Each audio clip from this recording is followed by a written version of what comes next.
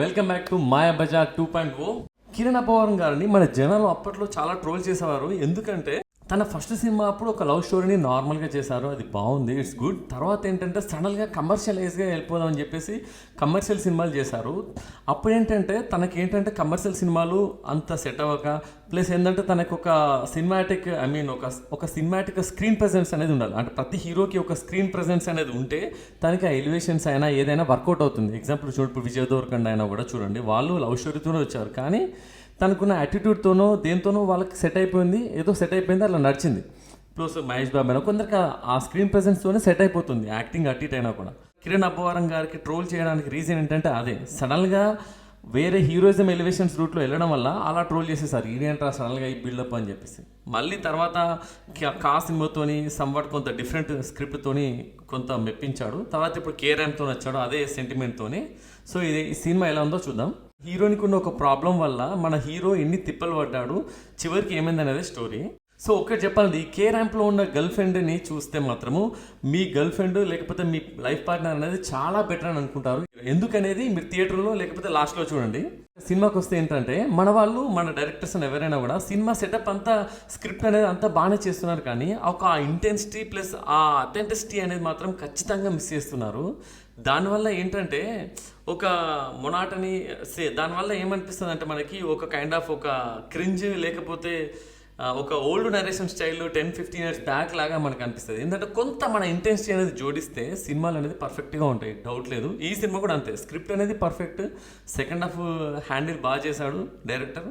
So first half వచ్చేసేసరికి ఆ cringe అనేది plus ఆ కేరళ అనేది మనకి ఏంటంటే ఆ కేరళ ఫీల్ అనేది ఎక్కువ తెప్పించలేదు. అంటే కేరళ లొకేషన్స్ ఉన్నాయి, ప్లస్ ఎక్కడో ఒక 2-3% కేరళ మలయాళంలో మాట్లాడతారు, అంతే తప్పిస్తే నీకు ఎక్కడ మనకి ఆ ఇంటెన్సిటీ అనేది అనిపించదు. ఇక్కడ హీరోయిన్ డిజార్డర్ వల్ల హీరో పడే కష్టాలు అనేది మనకి పిక్చర్ కామెడీ అనిపిస్తుంది సెకండ్ హాఫ్లో, డౌటే లేదు.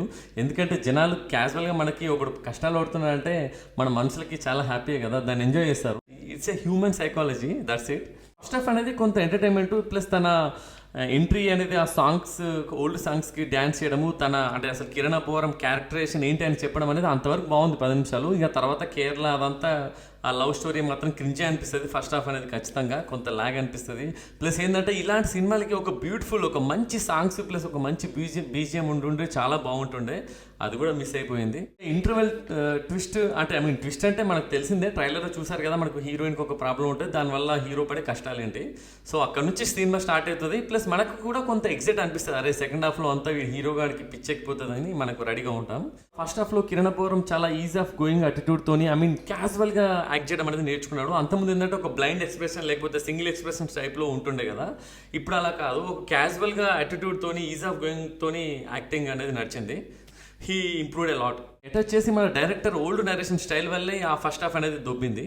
ఇలాంటి సినిమాలో ఒక 10-15 ఇయర్స్ బ్యాక్ అయితే ఈ కైండ్ ఆఫ్ నరేషన్ ఓకే ఉంటుండే, ఈ ఫస్ట్ హాఫ్లో నరేషన్. హీరోయిన్కి వచ్చేస్తే మాత్రం హీరోయిన్ వెరీ బ్యూటిఫుల్, అసలు చాలా బ్యూటిఫుల్గా ఉంది.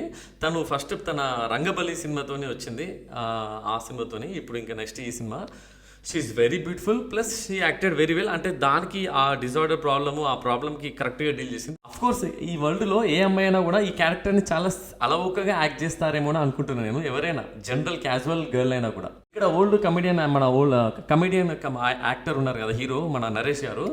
సో తనది ఫస్ట్ హాఫ్లో కొంతవరకు మనకు చాలా క్రింజ్ అనిపిస్తుంది, మనకి కొంత వల్గారిటీ కూడా అనిపిస్తుంది. బట్ ఏంటంటే సెకండ్ హాఫ్లో మళ్ళీ క్లైమాక్స్ ముందు మాత్రం తనకు క్యారెక్టర్కి ఒక జస్టిఫికేషన్ ఇచ్చాడు డైరెక్టర్, ఫైన్. డైరెక్టర్ సడన్గా క్లైమాక్స్లో ఒక ఫాదర్ సెంటిమెంట్కి షిఫ్ట్ అయినప్పుడు కూడా అది ఆ టైంలో ఆ ఎమోషన్ అనేది వర్కౌట్ అయింది. ప్లస్ ఆ టైంలో కిరణ్ అబ్బవరం గారు కూడా న్యాచురల్గా ఎమోషనల్గా బాగానే యాక్ట్ చేశారు. లాస్ట్లో కొంత బీజిఎం అనేది వీళ్ళు ఏం చేస్తారంటే సింపుల్ మళ్ళీ చాలా రొటీన్గా సాగుతుంది, కొంత యూనిక్గా బీజిఎం ట్రై చేస్తే బాగుంటుంది. ఇలాంటి వాటికి ఫీల్ గుడ్గా ఉండాలి. లాస్ట్లో ఒక మెసేజ్ కూడా ఇచ్చారు, ఏంటంటే సూసైడికల్ థాట్స్ అనేది, వాటి గురించి అనేది ఒక మెసేజ్ అనేది ఉంది, ఇట్స్ గుడ్. అసలు మీరు కే ర్యాంప్లో ఉన్న గర్ల్ ఫ్రెండ్ మన హీరోయిన్ యుక్తి తరేజా, తనని చూడండి. ఇంకా మీరు ఈ సినిమాలో తనని చూస్తే చాలండి, ఇంకా మీ గర్ల్ ఫ్రెండ్స్ అయినా లేకపోతే మీ లైఫ్ పార్ట్నర్స్ చూస్తే మాత్రం ఇంకా ఆహా చాలా బెస్ట్ అనుకుంటారు మీరు, మీ లైఫ్ పార్ట్నర్స్ లేకపోతే మీ గర్ల్ ఫ్రెండ్స్. సో ఆ రేంజ్ ర్యాంప్ ఉంటుంది హీరోయిన్ దీంట్లో. ఇప్పుడు ఎవరైనా కూడా గర్ల్సా లేకపోతే మన లైఫ్ పార్ట్నర్స్ అయినా కూడా ఎక్స్పెక్టేషన్సా లేకపోతే ప్రేమ అయినా ఎక్స్ట్రీమ్ లెవెల్ ఉంటుంది, ఎక్స్పెక్టేషన్స్ రీచ్ అవ్వకపోయినా వాట్ ఎవర్ ఉన్న ప్రాబ్లమ్స్ అలాంటివన్నీ ఉంటాయి, వాళ్ళ ఉన్న రియాక్షన్ అయినా ఎలా ఉంటుంది అనేది. కానీ దీంట్లో ఉన్న హీరోయిన్ ఎలా అంటే ఎక్స్ట్రీమ్ లెవెల్ అనేది అనమాట. అనమాట. ఏదైనా రియాక్షన్ అనేది ఎక్స్ట్రీమ్ లెవెల్ ఉంటుంది, టైంకి జరగకపోయినా ఏదైనా.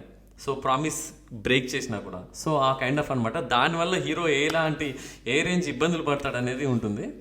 It's so funny. టెక్నికల్గా చూస్తే సినిమాటోగ్రఫీ ఓకే, మ్యూజిక్ కూడా ఓకే. సో వీళ్ళిద్దరు ఇంకా వాళ్ళ పనితనం ఇంకా బ్యూటిఫుల్గా చూపించుంటే ఇంకా చాలా బ్యూటిఫుల్గా ఉంటుండే సినిమా, డౌటే లేదు. డైరెక్టర్ జేమ్స్ నాని తను న్యూ డైరెక్టర్, ఓకే ఈ డీసెంట్గానే చేశాడు. కాకపోతే అదే కొంచెం స్క్రిప్ట్ ప్లస్ ఆ నరేషన్ స్టైల్ అనేది ఫస్ట్ హాఫ్లో ఓల్డ్ నరేషన్ అయిపోయింది. ఆ క్రింజ్ అనేది అది కొంత ఇన్నోవేట్, ఇంకా ఇంటెన్సిటీ అనేది జోడించుంటే మాత్రం చాలా బాగుంటుండే. మీకు ఈ కంటెంట్ నచ్చితే ప్లీజ్ సబ్స్క్రైబ్ మాయాబజార్ 2.0 అండ్ జై సినిమా.